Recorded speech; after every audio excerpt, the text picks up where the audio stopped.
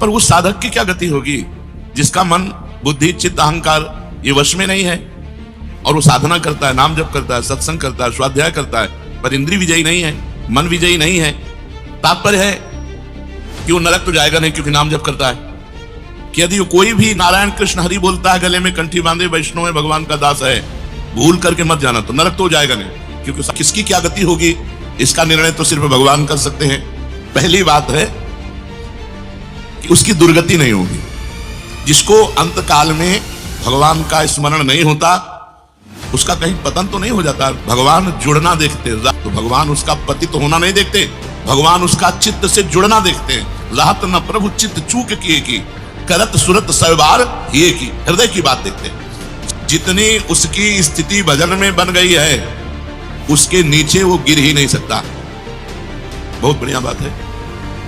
हमारा अगर 100 नाम जप हो गया है तो 101 से चलेगा अगले जन्म में, 99 से नहीं चलेगा। उसकी साधना जितनी है वो कभी नष्ट नहीं हो सकती।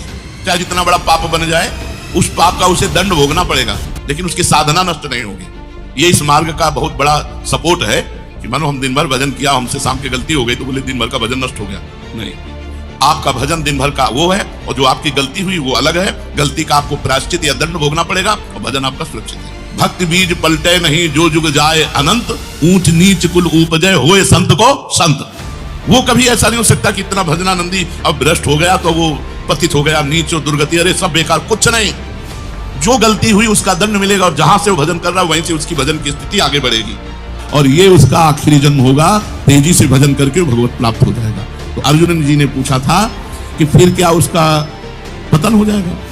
जो भगवान का भजन करता है, भगवत प्राप्ति नहीं कर पाया, मन वश में नहीं हुआ, इंद्रिया वश में नहीं हुई, तो भगवान ने उत्तर दिया वो ऊंचे के लोकों में जाकर खूब सुख भोग, जिन भोगों के लिए लालायित रहा था वो सब भोग मिलेंगे और अंत में श्रीमानों के घर में, कुलवानों के घर में जन्म लेकर भक्ति का ऐसा वातावरण मिलेगा कि जन्म से ही भगवान के भजन में लगकर वो इस जन्म में भगवान को प्राप्त कर लेगा।